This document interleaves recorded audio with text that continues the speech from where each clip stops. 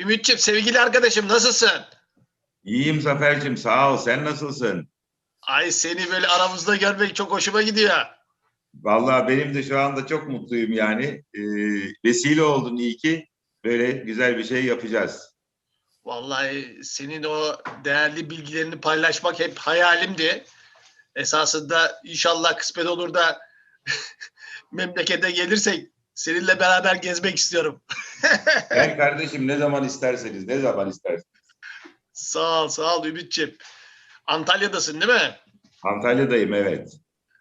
Hava da güzeldir şimdi orası. Bahar geldi, bugün 20 dereceydi. İyi, güzel. Sen bakma böyle olduğuna. İçeriler daha serin. Daha tam ısınmadı. Dışarısı bayağı tişörtle geziyoruz artık. Bakma, Antalya'nın sıcaklığını bize de getirdin. Bizim burası da bugün güzel olacak hava. Evet, hiç Aman fena aman değil. güzel olsun.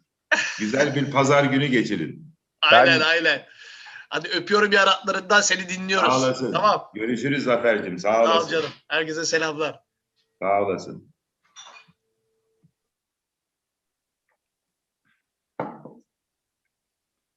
Erdemciğim, başlayalım mı? 1-2 dakika daha beklesek mi? Başlayabiliriz Tayfuncuğum. Ben gelenleri alırım yavaş yavaş içeriye. Peki. Of course, this will be an English program. So I welcome everybody to this talk by Mr. Umit Isin on Lykian civilization. On behalf of TACAM, I thank Mr. Isin for accepting our invitation and sparing his time. And also to our mutual friend, Mr. Zafer Karaboğa, for proposing such a talk and introducing Mr. Umit Isin to us. We are delighted to have him here. I'd like to introduce Mr. Isin with a few words.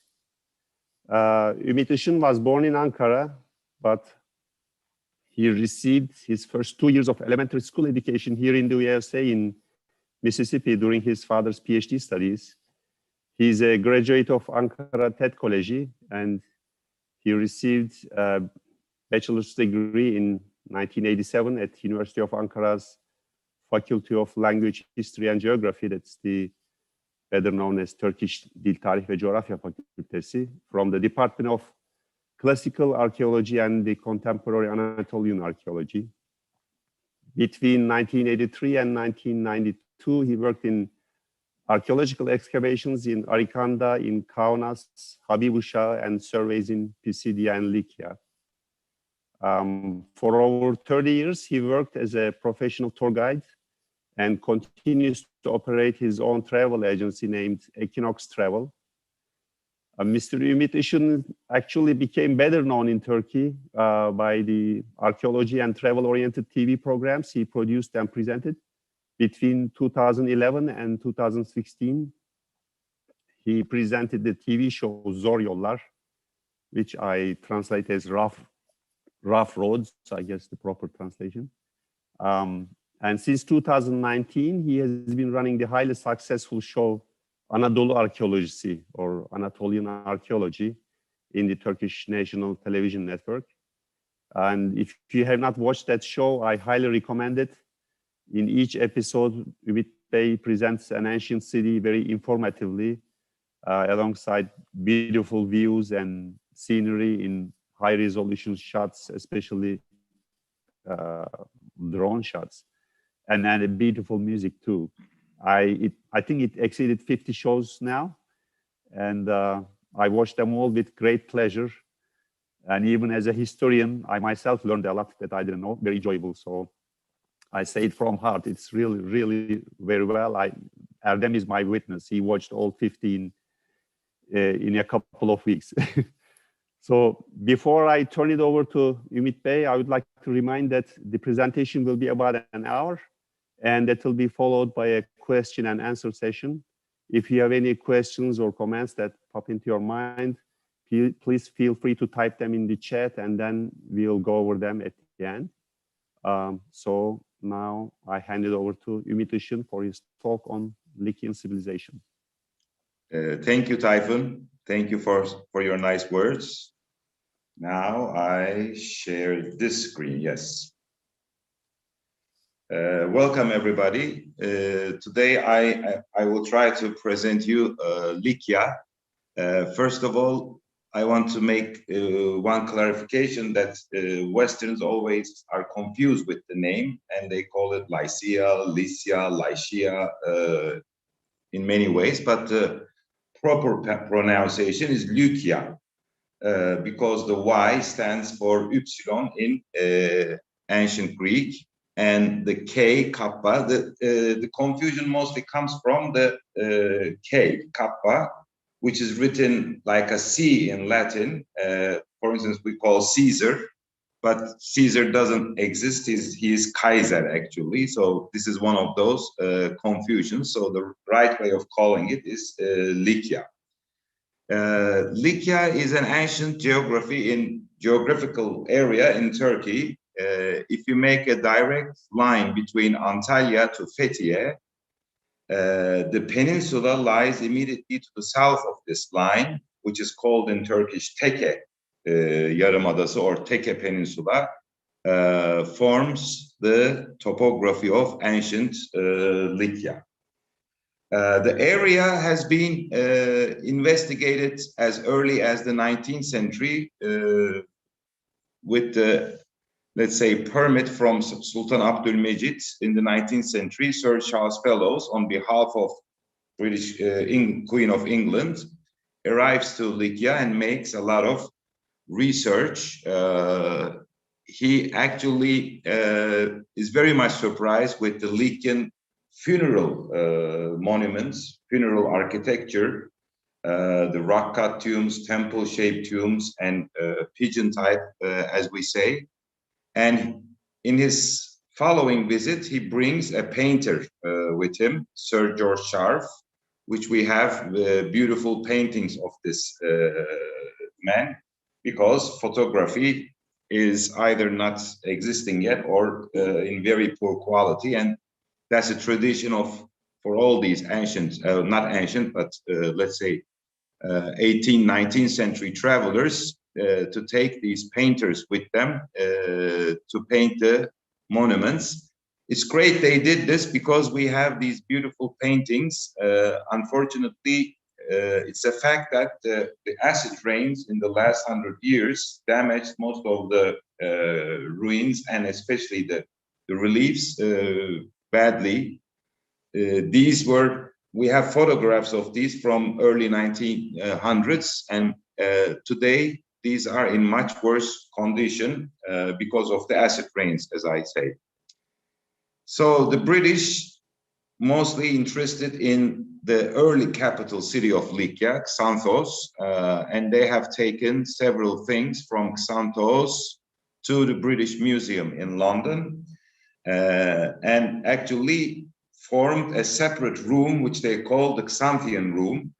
So more than 60 huge cases were carried off from Xanthos to the beach near Patara, which is like 6 miles from Xanthos, and with a battleship that again the Queen of England provided. These were all taken to the British Museum, including these monuments. If you make a trip to England, you visit British Museum, you will see all the finds, these beautiful sculptural work from Xanthos.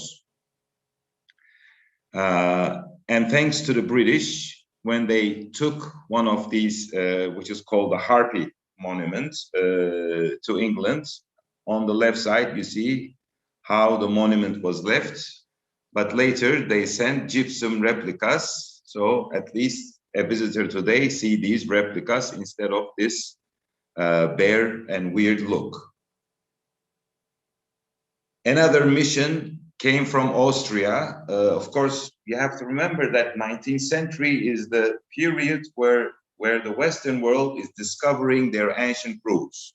They're going to Egypt, they're going to Greece, they're going to Italy, they're going to North Africa, they're going to Turkey, following the sources and the riches of the ancient world, which they think is their, let's say, ancestors.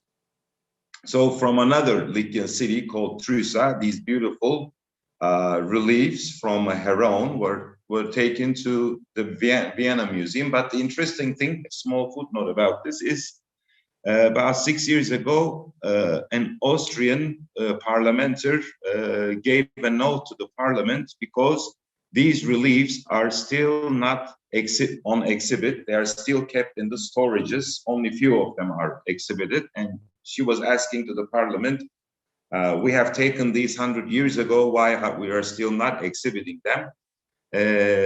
And one interesting thing that these museums are called, encyclopedic museums, like the Metropolitan Museum, like the Louvre Museum or the British Museum. These are museums that collect and buy pieces which are not from their territories.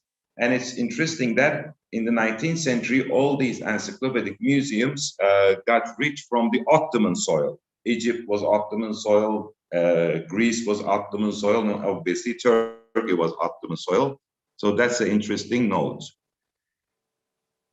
In this century, of course, other things were smuggled. A famous treasury called the Sion treasury from Kumluca area were taken to Dumbarton Ox Museum in Washington. So smuggling from Lykia is still going. So since then, many books were written on Lykia. I just made a small list of these publications of Lykia, especially in the last 20 years, of course. More and more publications came out from Lykia, because Lykia is a very interesting area. When you look at the general map, thanks to Google, now we have these nice maps we can show people. This is Lykia. So you have to think that in the ancient world, 80% of the trade was through sea routes. So the sea routes and most of the sea trade were in the Levant. The Phoenicians were great, of course, sea traders. Egypt here. So all these ships were coming to Cyprus, and from Cyprus to the mainland and following the coastline to the Aegean, and from the islands going either to Black Sea or Greece or whatsoever. But these ships had to make frequent stops because they were small ships. They were not huge vessels like today. So they had to get water and do trade. And this is why this coastline is full of very wealthy harbor cities, like in Pamphylia, Perge, Aspendos, along Lykia, like Andriake, Patara, and further, of course, Ephesus. So these were in these areas, there were very hard traffic beginning from as early as the 3rd millennium, the Bronze Age, because we have shipwrecks from this period, which I will show you later. Topography of Lykia is very beautiful today, but it was rough. You can see it's very mountainous, and the mountains just dropping straight into the sea. This makes the land very difficult to travel, but on the other hand, the climate, because from the sea level up to 8,000–10,000 feet, you can just rise in 2 hours. So you have all different types of climate changes, and of course, flora and fauna, as well as lots of protected harbors for these boats that they can anchor during the stormy days. And the highlands of Lykia is very convenient for animals, goats especially today, still continuing like in the ancient days. And the Lykian mountains are Bey Dağları or ancient Masikitos, and Akda or Mount Kragos in ancient days runs from north to south. And 2 important rivers form these 2 fertile valleys, actually 3, including this one, these 2. So the mountainous area provided good opportunity for people to make cities that they can easily defend up in the mountains, and fertile valleys where they can farm just like today.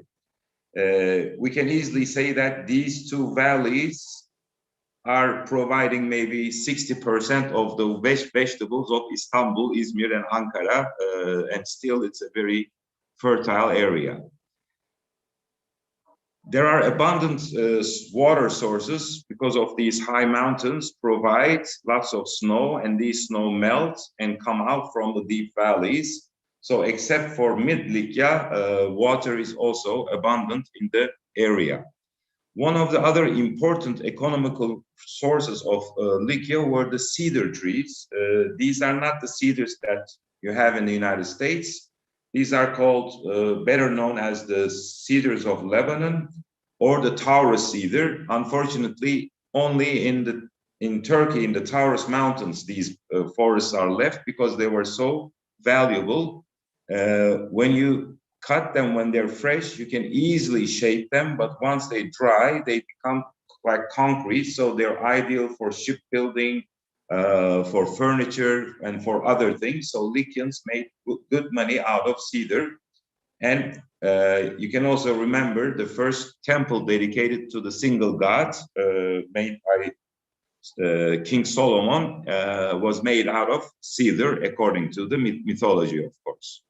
And between these mountains, there are small farming areas, and almost 99% of these farms, we know that they were also used in ancient days, just like today, especially for wheat and barley.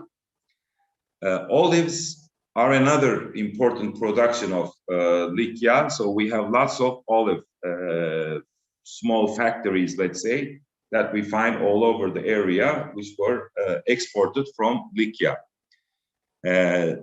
The trade between Lykia and other parts are on this map. These are Lykian amphoras that we find in other areas. So they were trading at least with these important places. Another interesting product of the area is honey. I put this because this is interesting. These are beehives, actually, because if I don't tell that these are beehives, you will have a hard time knowing what it is. These are ancient combs for honey, as you can see, that we found at excavations. And these are, let's say, modern, but still 150, 200 years old, made out of wood.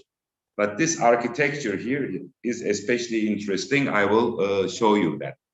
Another important product of Lykia was actually called Lykion, and they are always available in these jars. And these Lykion were made out of an herb or mixture of herbs from Lykia, and they were used as a medicine and cosmetics. So, like, you know, Coco Chanel, when you see the form of this cup, you know that it was containing Lykion. So this was, because it was only available in Lykia, it was named Lykion. We divide Lykia in three parts, Eastern Lykia, Central Lykia, and Western Lykia. So I will show you cities and things from these areas. Now we call these Lykians. So who are these people? Are they Greek? Because mostly, well, at least when I was a student in 1980s, these were called Eastern Greeks or Eastern Ionians. But today we have better understanding of Lykian identity through Lykian inscriptions, burial architecture, reliefs, and the Luwian relations.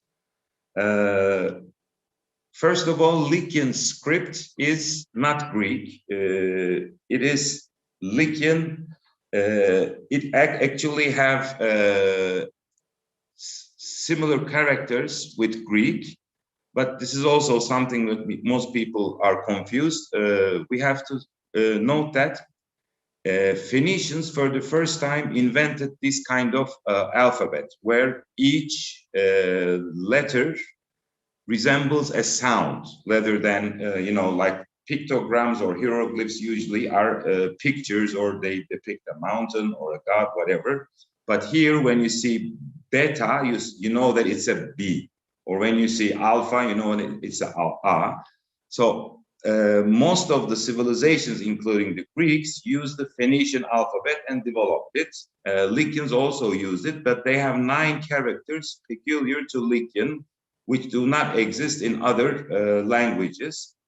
And Lykian is related with Luwian. Most people still don't know about the Luwis. Luwians are indigenous people of Anatolia, which were located in central Anatolia, and they spoke their own language. Today we know that it was the first Indo-European language that was spoken in the world. And today most scholars agree that these people did not come from anywhere, but they originated in central Anatolia. So Lykian, Carian, Pamphylian, Pisidian, there are several different forms of this Luwian language, and Lykian is one of them. So at least from the language, we know that they are not Greek originated, but they are Anatolian originated. And interestingly, they don't use much vowels, like they call themselves Trimili, where you see Trmmili. How they pronounce it, maybe it's difficult, but Trimili, something like that. So when I was a student again in 1980s, very little of the Lykian language can be deciphered, but two monuments, one, the Xanthos obelisk, let's say, is a trilingual monument. It was in Lykian, Ionian Greek, and Milesian or Milyas language, Milyas is the northern part of Lykia, Elmalı area, and they spoke a different language. And another inscription came from Leton. This time it was in Lykian, Ionian Greek, and Aramaic. With the help of these two inscriptions, Lykian today is 99% readable and deciphered. And we say Lykian funerary architecture, which is really unique. Lykian sarcophagi or sarcophagus, singular. Lykian rock-cut tombs, like here.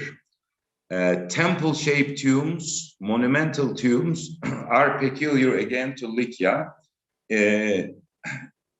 Lykians are interesting people. Some travelers to Lykia, I don't remember who, but one of them said, when you travel in Lykia, you feel like you're traveling in a vast necropolis area, a vast graveyard, let's say, which is indeed true because Lykians use their tombs to decorate their city. So everywhere is full of these monumental tombs. And the architecture of the beehives or a tomb type, you can see, still exists in the area. These pillar type tombs we call, they make these beehives today. So this is an architectural form that lasted over 2,500 years in the area. The Lykian sarcophagi, as I said, are everywhere. This is the famous tomb from Kash, Antifellos. If you ever went to Kash, at the end of the main street, you see this beautiful tomb. And these mostly date to the 5th and 4th centuries BC. We have a very nice clue. These tombs are from Mura. When we see a Lykian inscription on the tombs, we easily date them before the time of Alexander the Great, because somehow Lykian was, we cannot say spoken, they must have continued to speak it, but Lykian was used as late as Alexander the Great, as late as the end of the 4th century BC.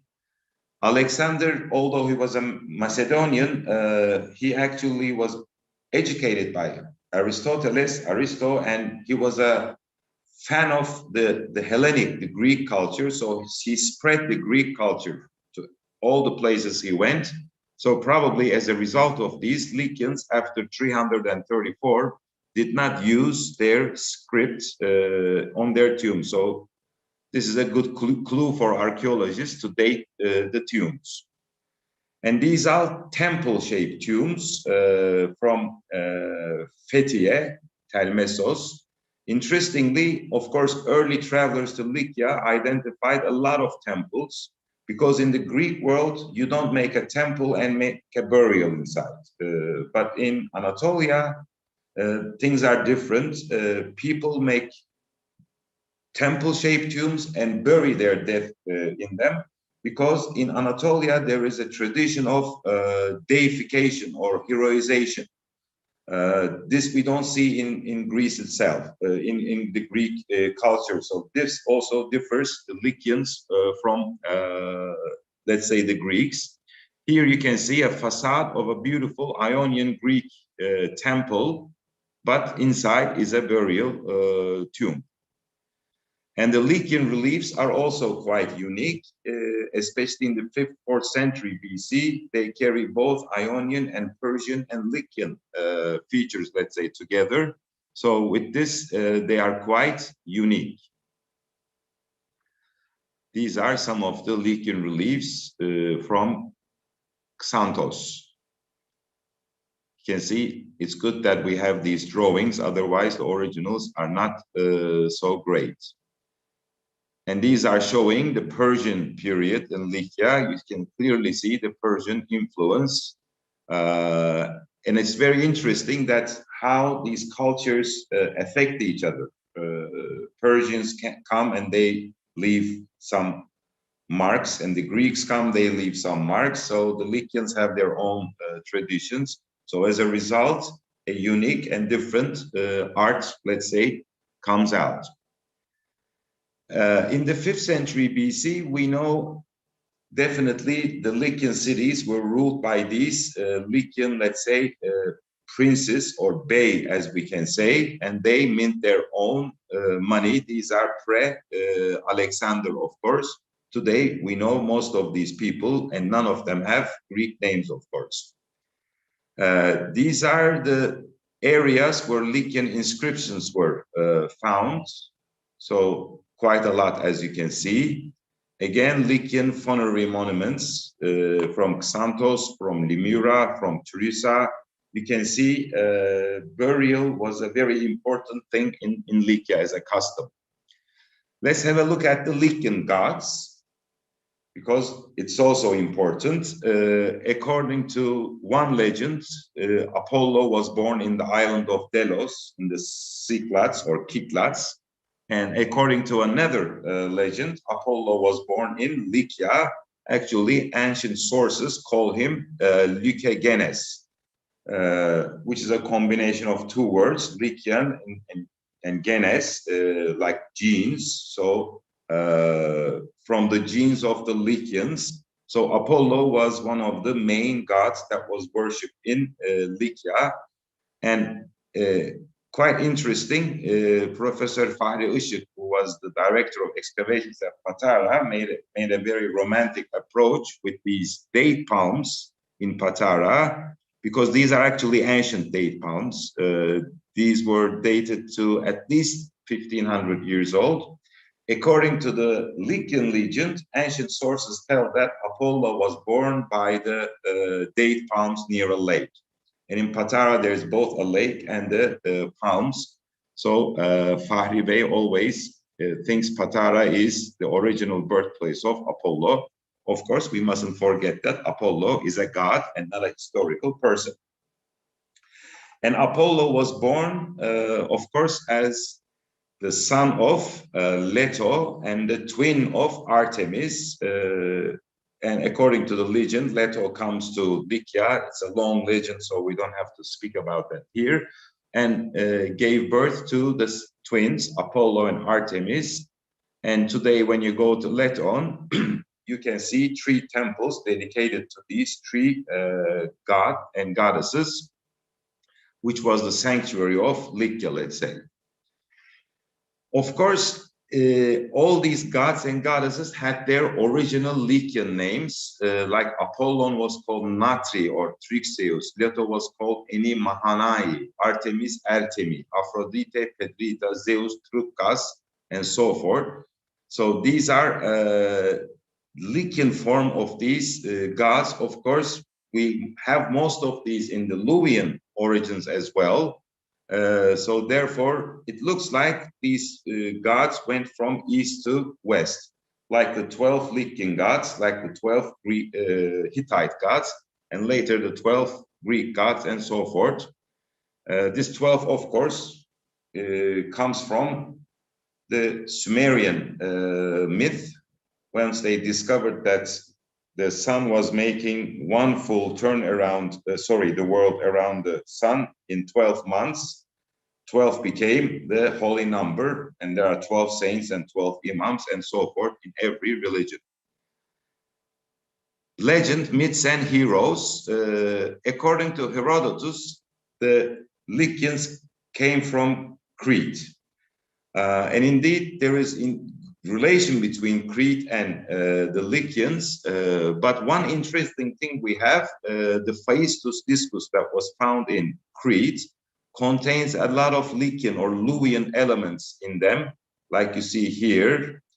And they actually indeed do resemble to Lykian houses, which Lykians later built, tombs resembling to their houses, of course, their wooden houses.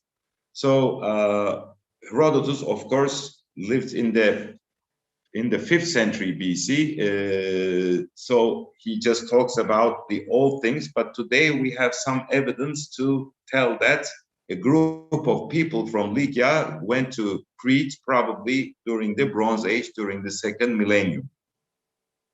Herodotus also says that this time he tells the opposite. He says the Mycenaeans learned how to make cyclopic walls from the Lykians. So there is indeed a traffic between two. Another famous Lykian hero is Bellerophon, the famous hero who kills the giant Chimera with his beautiful horse Pegasus. Of course, it's also a long legend to tell, but its holy place is just above Olympus in Likia, at the place called Yanartash, where there is a temple dedicated to Hephaestus and later a church. And some Lykian heroes, let's say, always love to depict themselves as Bellerophontes, like you see in these two pictures. Another important figure of Lykia is Sarpedon. And Sarpedon actually speaks in the Iliad. He's a little bit upset with Hector because Sarpedon with the Lykians are fighting against the Aka. But Hector is hesitating, so he says, I came all the way from distant Lykia and I brought a lot of possessions, my wife there, and I'm still fighting with my soldiers, but why are you hesitating? Indeed, in the Iliad, Homer puts the Lykians apart from all the other tribes. He describes them as very good warriors. They have beautiful outfits, beautiful armory, beautiful weapons. And Sarpedon and Glaukos, their two heroes, like you see here, gets a lot of credit from Homer in the Iliad. Another important figure, this is in Turkish, I'm sorry because it's I took it as a picture, but I will tell you what it says there. Skileikos is from Tulos, is interesting because he is the only Lykian who survives and comes back to Likia from the Trojan War.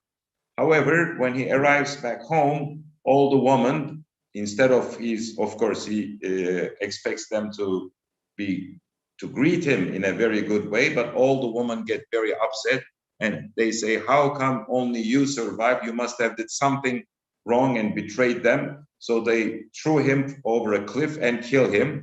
So Skileikos is had a dramatic end, although he survived from the Trojan War. And Panderos is another Lykian hero from Patara, which is also mentioned in the early texts. Another very important figure, this time a historical figure from Lykia, is Opromoas from Rhodiopolis. This is a very wealthy businessman of the 2nd century AD. He is so wealthy and known that he even is a friend of Emperor Hadrian. Hadrian, you know, is the greatest Roman emperor, and they write letters to each other. To describe his wealth, I can just give this example. During the earthquake of the 2nd century AD, more than 26 Lykian cities are destroyed, the theaters, baths, and so forth. And the buildings of the 2nd century AD of the Roman imperial period are really massive buildings. and he helps all these cities. He sends funds and money to repair these buildings. So like a billionaire of today or even more, Oprah. And of course, worldwide famous figure of Lykian is Saint Nicholas, or best known in the West as Santa Claus. He was born in Patara in late 4th, early 5th century AD, and he was the bishop of Myra. Of course, his outfit was like this, not like this. Most people know it now. In the beginning of this century, the Coca-Cola company decided to use Santa Claus as an advertisement figure, so he made him a fat man in his red robes. But Santa Claus, or Saint Nicholas, was originally a person like this, and we don't have, need not to doubt that he was an actual person who lived and died in Lykia. So, after making this introduction, let's do a history of Lykia, because Lykia goes to very early to Paleolithic times. Paleolithos is, the cave period. And we have lots of finds from Antalya, from Elmalı Plain, from Tulos area, from Fethiye, from this period, especially Karayin in Antalya, goes back to almost 100,000 BC. So Lykia's, let's say, history is quite old. These are finds from Karayin. And again in Lykia, the famous Beldibi cave from almost 40,000 to 35,000 BC, which was accidentally found during the road construction. The wall paintings, and they're contemporary with Lascaux and Altamira. So this is the coastal part. Another area is Hajdumara. This is a rough map of all these Paleolithic areas. Another place is Girmeler from Tulos. So Girmeler is interesting because it's not only Paleolithic, but Neolithic and Chalcolithic continues in the same area. Another one is Tavabaşı. Another one is, as you can see, they're all wall paintings. So Paleolithic period, roughly from 100,000 to Neolithic, almost to 9,000 BC, both in the east, west, and on the coastline exist in Lykia. Of course, we have to note that Lykia was a very rugged area, and only after 1990s proper research began. Our professor in 1969 had to make a journey of 3 days to reach Kaş from Antalya. So that's why the early history of the Lykia is recently being excavated. Çaltılar Höyük is another Chalcolithic, let's say, part from Lykia. And in the Elmalı Plain, Chalcolithic and Bronze Age settlements are plenty, especially Sema Höyük from the early Bronze Age. Lykia was an important area. Now, when we come, of course, we call these prehistoric times because we say prehistoric because the writing doesn't exist until 3000 BC.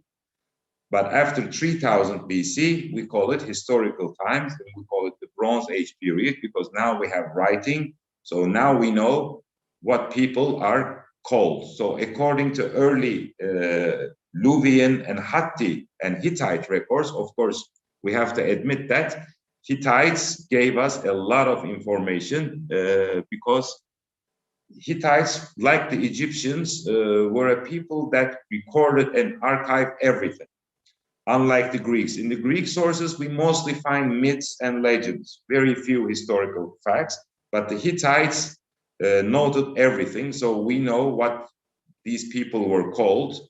This area was called the Luvi lands, as you can see, in the beginning of the 3rd millennium. Alasia, Cyprus, Kashka, Pala, and Troy, of course, was an important center during the early Bronze Age.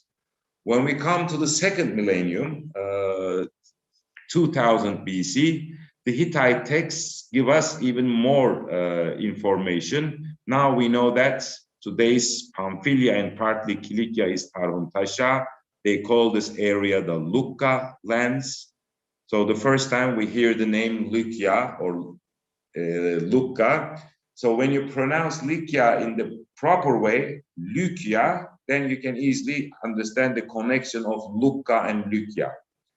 The Mira lands, Vilusha. So now we know that in the second millennium, long before the Greeks arrived to these areas, all these places, the Aegean and Mediterranean coastline, were already inhabited. Ephesus was called Apasia, Miletos was called Milawanda, and so forth.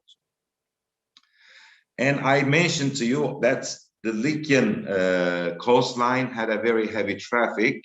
Indeed, two of the earliest known shipwrecks, the Bronze Age shipwrecks, were both excavated in Likia, Uluburun near Kaş, which is in Bodrum Museum, from the 14th century, a beautiful, let's say, shipwreck. Well, we mustn't say a beautiful shipwreck because people on the shipwreck didn't think that it was beautiful, but our professors always said that somebody's course or trouble is a miracle to archaeologists, like the shipwreck, or like Pompeii is the great example for this. All those poor people, just froze to death there, but today archaeologists get a lot of information. So we have this beautiful information. Another shipwreck is Geridonia Shipwreck. In recent years, because of the Lykian way, this place became very famous. This is also in the Bodrum Archaeological Museum. Thanks to late Professor George Bass, who just passed away, who established INA in Bodrum and made all these digs, and actually also trained a lot of students who are now continuing their work. But as a whole, two of the earliest known shipwrecks of the world were all excavated in Lykian area. This shows that there must be a lot of more traffic in this area. Only two of them were found. So the Hittite texts mention about these Lukka people, and interestingly, the Egyptians also talk about these Lukka people, and the Lukka people, very interestingly, in the 12th century BC, when the Egyptians when the Hittites make the famous battle of Kadesh with the Egyptians, the Lukka people are one of the allies of the Egyptians. So they are at Kadesh fighting against Egyptians with the Hittites. And when we come to the Trojan War at the end of the second millennium, this time we see, as I mentioned, the Lykians are among one of the bravest warriors in Troy. Some people say that Lykians were mercenaries, so they were paid soldiers. This is possible, but it's also possible and more likely that any threat to Anatolia, Lykians were there with the Hittites against the Egyptians. Of course, these had economical and political results. Same for Troy. When Troy was destroyed, of course, all Anatolia, including Lykia, was also destroyed. But one of the rare, let's say, people of Anatolia who run to any, let's say, world war of that period. And destruction of Troy is also mentioned in the Egyptian records as the sea peoples, which came as a wave from the Balkans probably and destroyed the Mycenaeans, Troy, the Hittites. The whole Bronze Age civilization collapsed at the end of 1200. Of course, we will not get into it. Tayfun Bey knows that this is a problematic period that scholars are discussing over 100 years now. But of course, there are some explanations. So in the second millennium, when this area was called Lukka, in the first millennium, now it is called the Lykia. And then as early as the 9th century, of course, we have the Phrygians, and then when they are overrun, the Lydians, so forth. But Lykians always survive in this part. So an interesting find in Likia, I put this here because now we know most of the Lykian cities because of this Stadiasmus Patarensis, a monumental harbor that was found at Patara, indicating city names of the Lykian cities from the harbor of Patara. But this actually revealed a very interesting result. The Hittites call these Luka, and the Greeks call it the Lykians. But these people, as I mentioned in the beginning, called themselves Trimili people.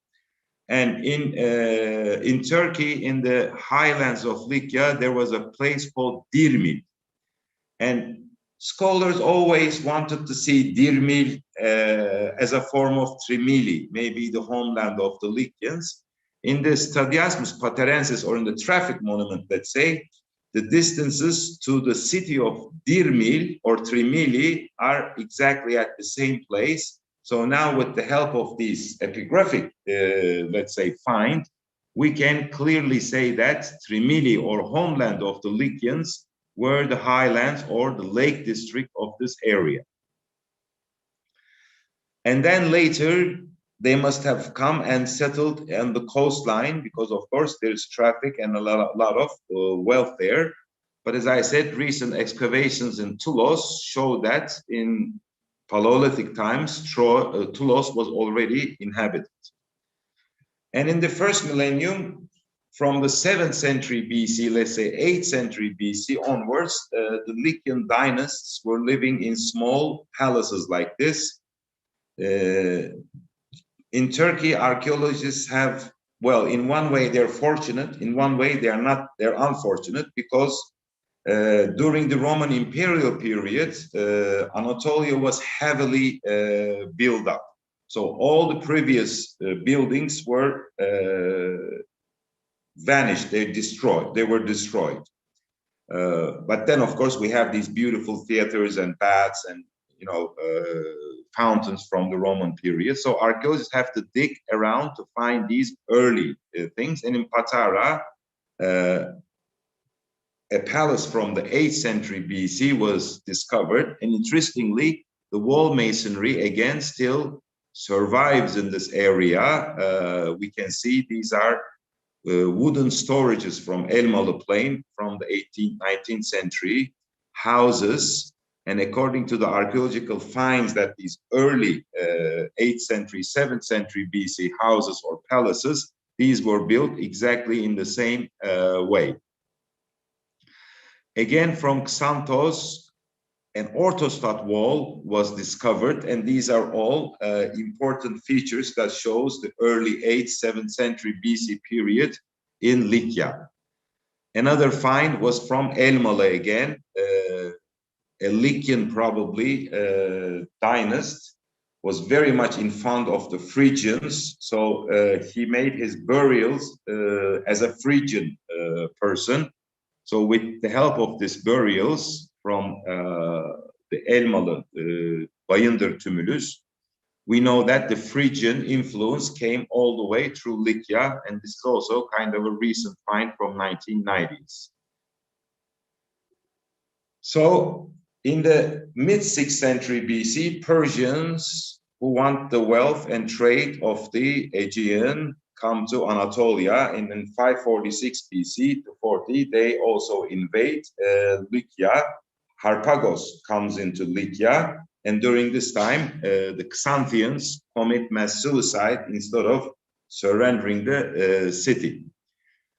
And they all give tributes to the Achaemenid Empire. This is showing the amount of tributes that the areas are giving. Like you see, Lykians are not giving that much, just 400 talents of silver, which is not that big of money.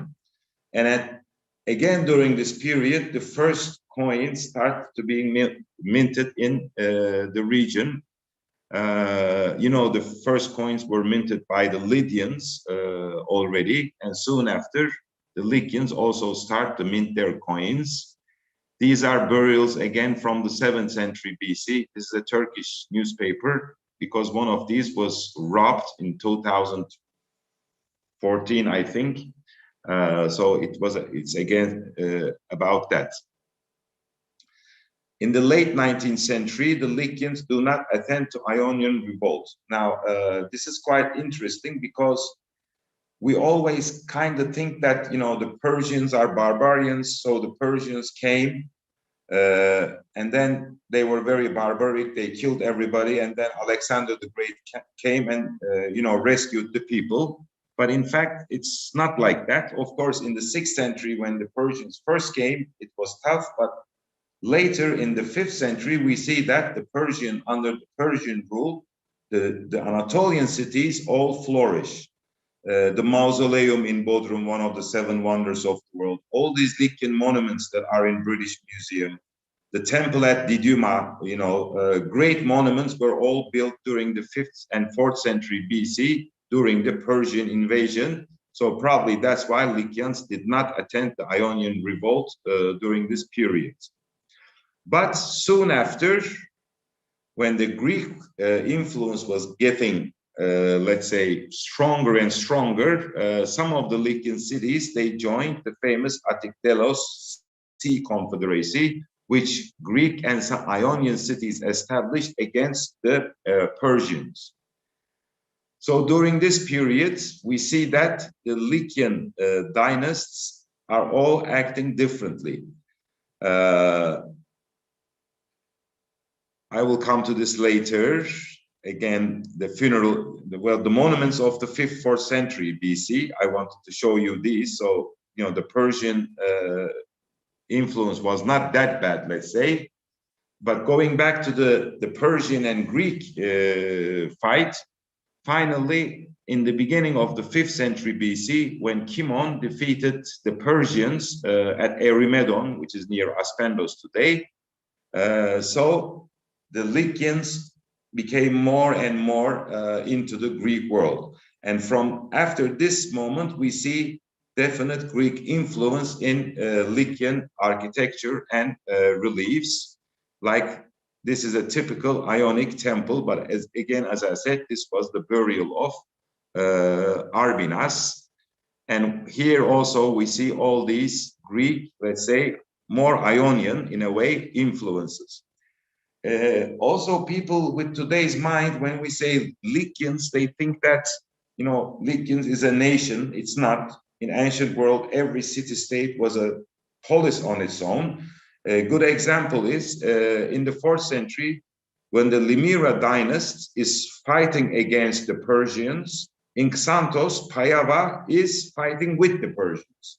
So 2 Lykian cities, one is on the Persian side, one is on the Greek side. So you mustn't think that Lykia was a one nation. Nobody was in the ancient days, you know, until the French Revolution, the concept of a state was not established. 2 of the dynasts are on different sides because of their economic situations. Pericles, we know, was a more fan of the Greeks. He even took the name Pericles, the famous Athenian commander, let's say. You see his funeral tomb is like the Erechtheion, and the reliefs are very much in the Lykian and Ionian style. You can see how it resembles to the Erechtheion. But this Pericles did something again. This is from Parthenon, a frieze, and the Nereis frieze. You see how they are now influenced and more under the Greek tradition. And with these circumstances, at the end of the 4th century BC, the Macedonian king, Alexander the Great, arrives to Lykia. And when Alexander the Great dies in India, you know, before leaving his kingdom to any of his successors, the Ptolemaios, the Antigonos, Seleucus, Lysimachos, and so forth, they fight with each other. So Lykia and many places change hands. This is a, let's say, chaotic period in Lykia, which we call the Diadochi period, the successors of Alexander the Great, let's say, period. And during this period, in Limyra, we have a monument by the Ptolemaios king, which is pretty much destroyed, but the architectural elements still survive. And when, again, while we're in Limyra, when we come to the 2nd century BC, something interesting happens. You can see James Madison, Montesquieu, and so forth. Because in the 2nd century BC, the Lykians establish a league.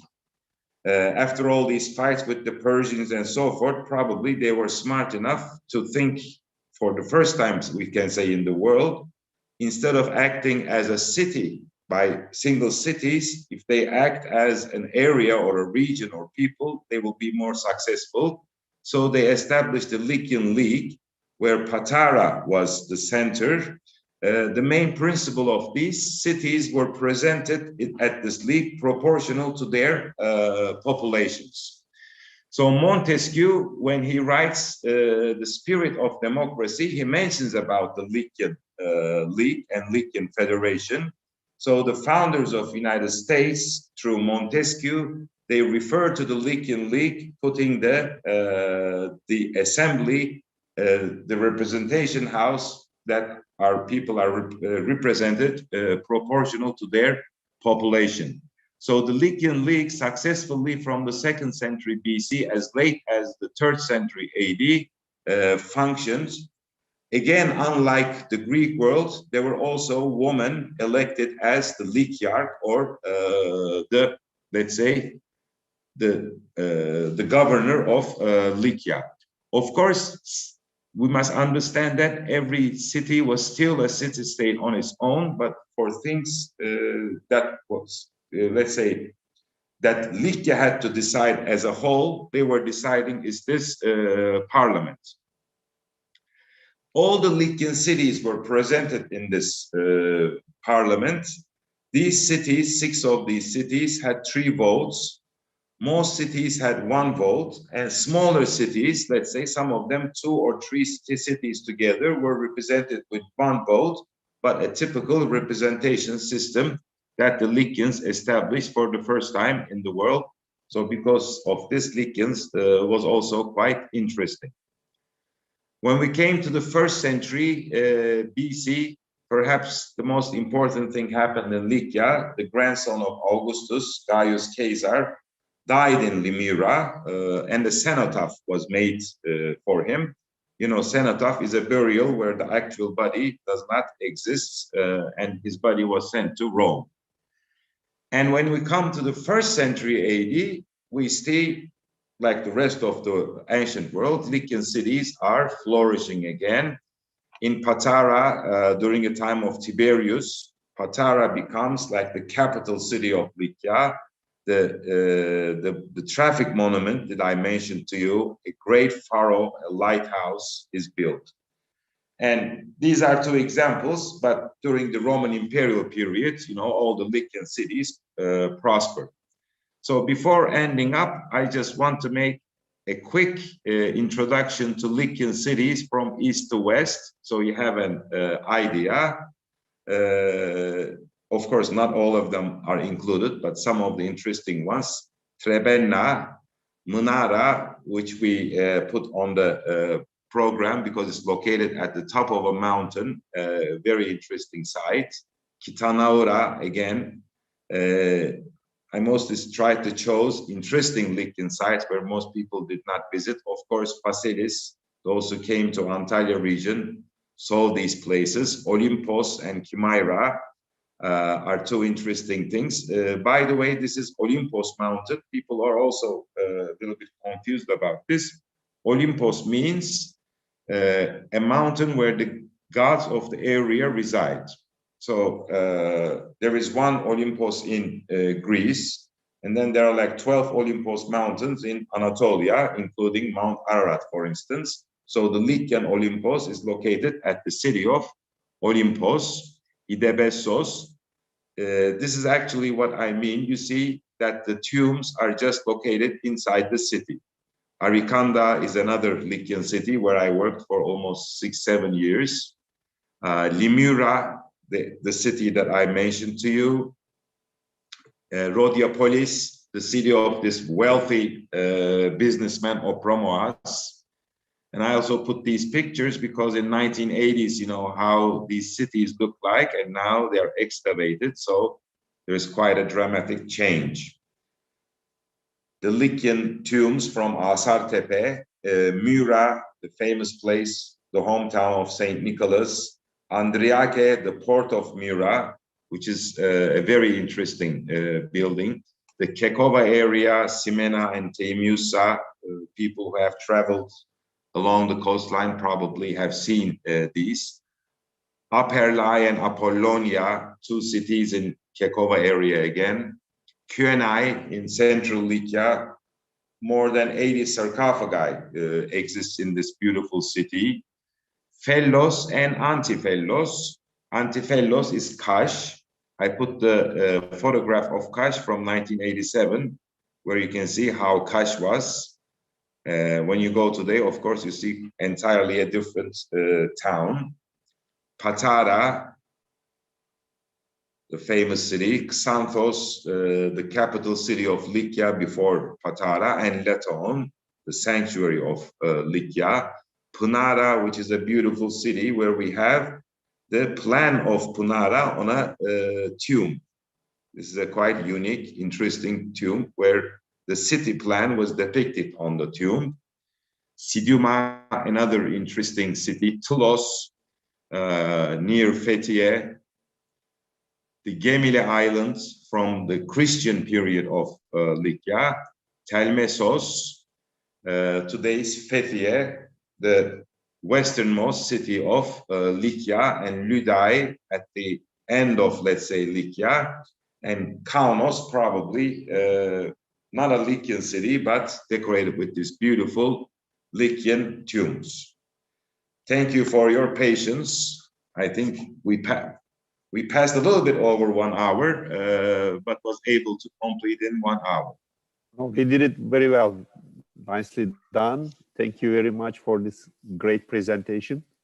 Of course, it is a very rich culture. We just barely scratched the surface. I can see that, you know, every city could be a presentation by itself. Exactly. I suppose. If you have questions, you can ask them by unmuting yourself, or I'll also read the ones posted here. Erdem is asking, did Lykians believe in reincarnation? Do we have any information about this? Definitely, probably one of the reasons why they built those rock cut tombs and the rock formations for reincarnation. We find very few tombs that are unwrapped or untouched. And in these tombs, we see that besides the valuable and daily belongings, they also placed water, food inside. So this probably means they believed in reincarnation. But still, we have to think this as a personal choice rather than a general belief. Thank you. Hakkı Tomamba is asking, who are the sea people? Do we know their origins? This is the problematic thing. Sea people are probably not only one tribe. Very briefly, from Hattusha and Troya, recent excavations show that it was not only a single tribe who attacked and put an end to these cities, but there were several things going on at the same time, like inner walls, maybe famine at the same time, drought, plague. But sea people are probably a term given to generally people coming from the north, like the Kashka, or from the northern part of the Black Sea, from the Balkans. But these people definitely were carrying iron weapons against bronze weapons. So that's what we know. But probably sea people was not one tribe, but several different tribes. Maybe Tayfun Bey knows more about sea people than I do. Yeah, it goes more into my time period, I guess. So, I mean, they are called sea peoples mostly because of the mentions in the Egyptian records, because they came as like different tribes, mostly in boats from the western lands or western and northern lands towards the eastern Mediterranean coast and raised havoc, like starting from 1300 for a couple of centuries. And they have names like Sherdan, which they associate with Sardinia. It's a suggestion, not sure, but they definitely know some of them were from mainland Greece, some were from Crete, some were from all the way west from Italy and Sardinia. And as a general, even, the Casca could be counted as one of those destructive tribes of the time. So yeah, they initiated the dark period that we call, that caused the end of Hittites and several other Levantine cities. Another question is from Gökhan Coşkuner, and he is asking whether you can give some information about the Lykian Way. Lykian Way is a touristic trail, let's say. It has nothing to do with the ancient Lykians. It's more like a tourist trail that is marked going along, mostly at 90% along the seaside. If you follow the Lykian Way, you can do a nice hike, but you will miss many of the Lykian cities because it doesn't go to the city. So it's not an ancient path. It's a very nice tourist, let's say, trail that is marked, but nothing to do with the ancient Lykian road network or anything like that. It doesn't even go to Xanthos or Ikondo or Toulouse, these important cities. Well, I was just going to say, it sounds like a marketing gimmick. So just to bring the tourists to the Lykia Way without showing any Lykian cities. Right. It's a marketing way. Like north of Antalya, they did the St. Paul Trail, which St. Paul never walked through that trail at all. It's a marketing gimmick, as you say, Mehmet. Well, speaking of the ways, we already touched on it, but can you mention about that traffic monument, the Patara Road Monument? It's Stadiasmus Patarensis. Yes. As far as we know, there was one in Rome, in Italy, physically, and the second one in this, preservation was discovered in Patara. It marks the distances to the other Lykian cities from Patara in a row. So it was very important because, since 1960s, lots of scholars are working in Lykia. So we had, let's say, 15 city names, which we don't know where they are. And we had maybe 60, 70 ruins, which we didn't know the names. But 90% of these we were able to locate with the help of this traffic monument, because it says, from Patara, you go this much stadia to Xanthos, from Xanthos, this much stadia to Toulouse, then Toulouse to this city to this city, this city. So we were able to locate many of the Lykian cities with the help of this traffic monument. Is it on display in Antalya Museum, or? It was discovered in the marsh in blocks. It is not on display in Antalya Museum. There are plans to re-erect it in Antalya Museum and make a replica in Patara. But at the moment, it's not on display. Okay, it would be nice to see it. Yeah, you can see it in the books. There are nice drawings of it. Bülent Bey is asking, could Persians include early Turkic constituents? No, we don't think so.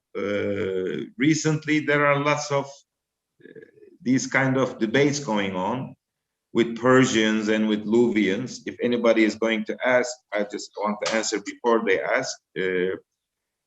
Some people try to find similarities between the Luvians and the Alawites in Turkey, the Alawi. There is no connection. The Persians also, there is no connection, because how we define a people is from their language and from their culture. So they're speaking a different language, their culture is different. So we cannot talk about a Turkic let's say, feature in the 6th century BC among the Persians coming into Anatolia. Yeah, this is something I also encounter often. Like they ask whether Hittites were Turk, and my answer is always Hittites were not Turks, but we are Turks. Turks are Hittites. So.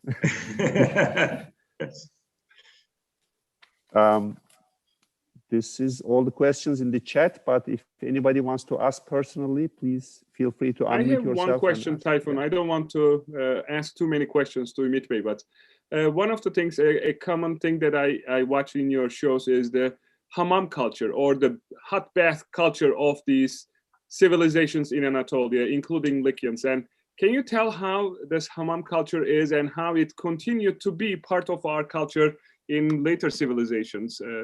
How it's a social gathering location where individuals get together, eat food, and it's completely different than what we understand what hammams or baths are.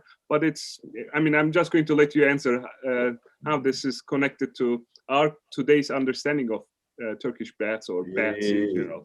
The Turkish baths roots definitely go back to the ancient Anatolia. We don't see that in Central Asia, let's say, where we came from. Especially in the Roman imperial period, baths became social buildings. If you see those huge baths in Perga at Ephesus and Arikanda, Patara, whatsoever, you clearly understand that they were not just to wash themselves, but they had different galleries, they had banquets. We know that they could spend a couple of days in the bath without going out. They had music, they have food. We know Hadrian, for instance, in one occasion prohibited prostitution in the baths. So there were prostitution in the baths. Some parts, again, Hadrian in another inscription prohibits man and woman using the bath at the same time. So they were using at the same time. So baths were social places. And this tradition actually kind of died in the medieval ages, but with the Seljuk Turks, when the Turks arrived in Anatolia in the 11th century, it popped out again. So the Seljuk baths, we start seeing again, exactly in the same technical way, and the Ottoman, later the Turkish bath. We all remember that our grandmothers used to go to the bath with dolma and lots of food, and they played music, and they made very similar attractions in the bath. Unfortunately, as to my knowledge, that died today. Nobody, especially after the pandemic, nobody's going to the baths anymore. But you're right, it's a long line of history that's still continued today. I have a question. Maybe you mentioned, and I missed the Lykian League, the parliament they gather. Was it meeting in Santos or in Patara? In Patara, okay. We see that Santos is the capital city during the Lykian period, but after the time of Tiberius in the 1st century AD, Patara became capital Gentus, and the capital city of Lykia, probably because of its harbor. And the Lykian League was gathering at the Bouleuterion, the parliament house in Patara. They have found many statues of Lykiarchs and so forth in front of that building. Do you encounter modern time destruction a lot? This is something really disgusts me when I travel in Anatolia, in Hittite sites and Phrygian sites. Unfortunately, we are traveling in archaeological sites since 1982. After the cell phones, especially, this increased a lot because people can, have connection and inform. Turkey is a big market for smuggling, ancient smuggling. And as long as there are these very wealthy billionaires all over the world who collect antiquities, smuggling will never end, and the smugglers destroy things. This is, of course, this is a big market, and the destruction is increasing every day. We can clearly tell this. And some of them, unfortunately, with the hands of archaeologists. well, on that, I had listened to you in one of your programs that sometimes you prefer to see a place less excavated than, Yes, because totally open. Yes, because unfortunately, the government, the Ministry of Culture, of course, they want places for tourists. They should see theaters, pillars, baths, and so forth. So you have money to excavate, but you don't have any money or project to conserve and preserve. If you don't excavate, at least, you know, the earth and the sand protects the building. But once you open it, then it's open to acid rains, to people destruction. You have to protect it. And the way they try to protect it, like we see in Göbekli Tepe, for instance, I don't know if you see that ugly and everything is horrible, you know. So sometimes, unfortunately, archaeologists, the restoration works in some places they do is horrible. They're changing the cities. In Patara, they made a glass platform on the orchestra of the theater so that they could make festivals. But theaters always had soil orchestras, you know. They never had anything else. So unfortunately, this is one of the important problems for antiquities in Turkey. When people ask me, they always ask us, you know, Turkey should ask back all those pieces from, you know, England, from Metropolitan, from Louvre. And I tell them, if they tell you you can't even protect what you have, what are you going to say? First, let's protect what we have. Maybe 100 years later, when we protect everything ideally, and then we can say, okay, give it back. That's true. I also see of those monuments in foreign museums as a representation of Turkey anyway. So it's kind of an advertisement for us. At least they are safe there. Yeah. They're safe. Let them stay safe, yes. Yeah. I think Nikki has a question, Tayfun. Sure. Yes. Thank you very much. It was a very informative talk. I wanted to ask you a question. What was the, obviously when these civilizations clash, they exchange a lot. What is it that the Persians brought to the Lykians, and what is it that they took from the Lykians? Do you have any idea? When people interact with each other, they influence each other as well. We definitely see Persian influence in Lykian, let's say, reliefs. Like in this last slide, these are like, you know, tiara type dressings. So cultural, let's say, influence is primary. And of course, there is then economical influence. The Persians or Alexander do not go to a place for pleasure, but they go to a place to rob those places.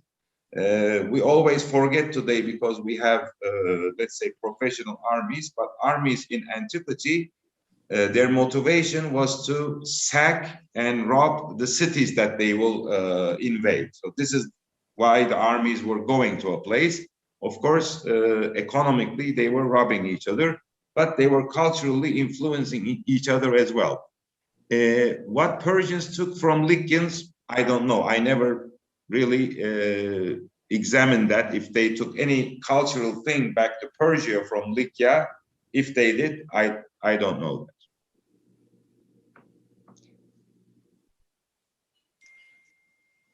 Thank you. Thank you. You're welcome.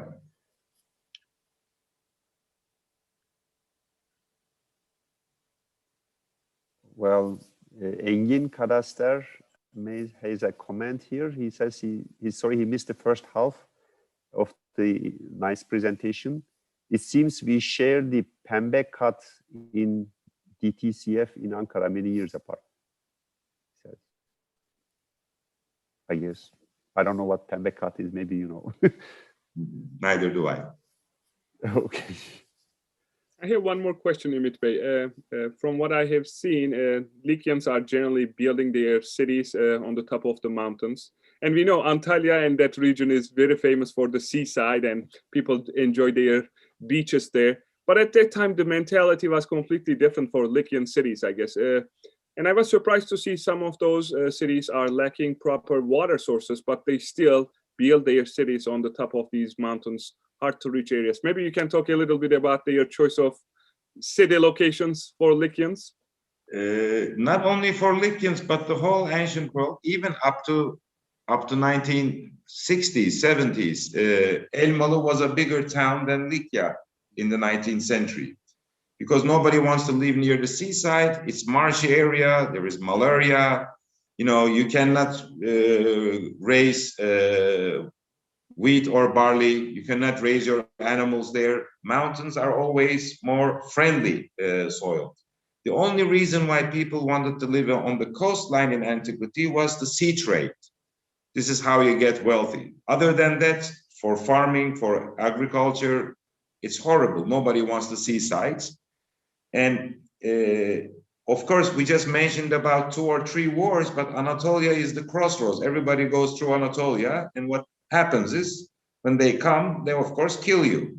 When they invade a city, they either kill you if you're lucky. If not, you're taken as a prisoner and work all the rest of yourself till you die. So I mentioned when the Persians came, Xantians commit mass suicide. When Brutus came, they did it again instead of surrendering. So living up in the mountains, even if you don't have water, you have to make a lot of cisterns to collect water. With a good fortification is, you know, to survive.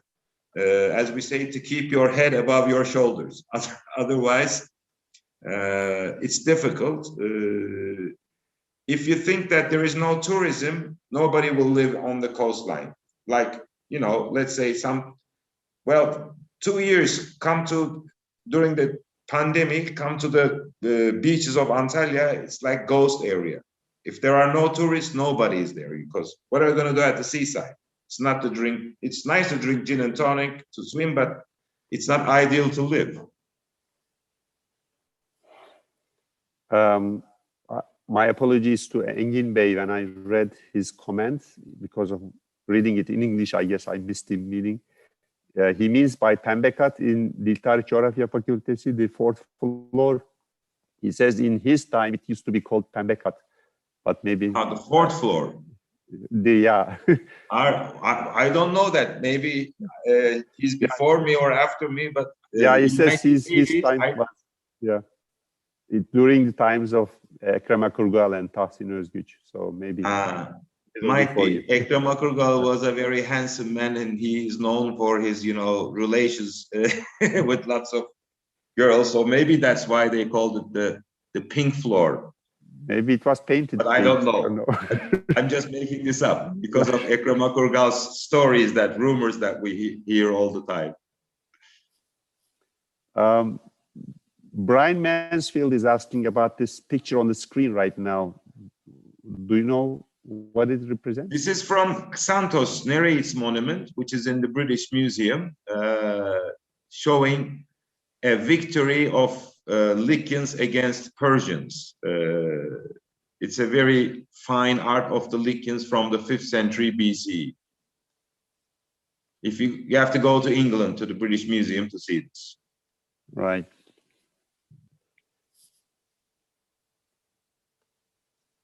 Okay. Unless we have other questions, I guess. I have a question. I missed the TV shows in the beginning. Now, what were they and how can we watch them? For TRT2, if you were born and raised in Turkey in 1970s and 60s, there was TRT2, cultural and art TV channel. They reopened it 2 years ago, and they are only putting no commercials, everything. They have all these beautiful Sunday morning concerts, films, festival films. You know, it's a very nice TV channel as far as I know. Most people say, we can't believe that this is happening during the reign of AK Party, because they're really showing films with people drinking raki and so forth, you know, without blurring them. So on TRT2, we are presenting archaeological sites in Turkey. In each episode, one site or sometimes one site for 3 episodes, like Ephesus was like 6 episodes. It's called Anadolu Arkeolojisi, Anatolian Archaeology. TRT have a portal, TRT İzle. All of them are loaded there. Nilüfer just posted the hyperlink of the site to the chat area. So.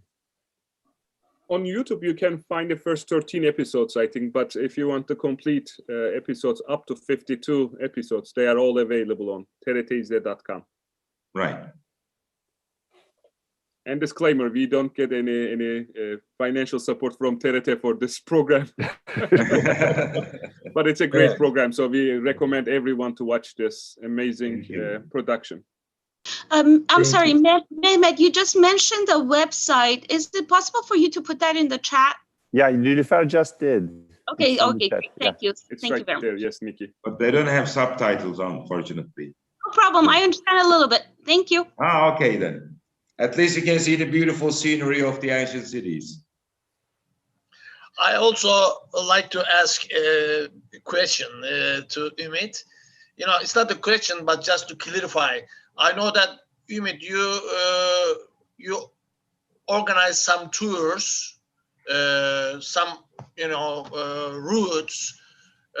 I am just wondering, are they touristic routes, or you are just following these historical places? Give some information about the tours that you are organizing, or where can we find those information? In the good old days, we used to have a lot of groups coming from the United States. Mostly we did archaeological tours and what you call blue cruises, yacht tours between Bodrum and Antalya. Of course, our focus was always on archaeology and culture. For instance, we use scholars at sites. Sometimes director of excavations give a presentation at sites. So our emphasis is more on archaeology, even on the yacht tours. We don't just do a cruise, but every day we have 2-3 hours hiking and visiting ancient sites. That's why we mostly do it in the Lykian area. We do hiking tours, off-road trips. Well, however you are getting to a nice site, we go there. If you are getting there with a 4x4, we go with a 4x4. If you need to walk, we go on foot. Most of our information is on our website. Thank you, Umit. You're welcome. By the way, just to mention, Umit Bey's travel agency, it's called Equinox Travel. Maybe we should put a link for those interested in tours on Lykian area. I think you are doing most of your tours in the Likia Antalya area, right, Umit Bey? No. 99% of our tours start in Istanbul and in Istanbul. Oh, okay.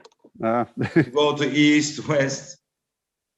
Likia only, we do some of our cruise tours in Likia.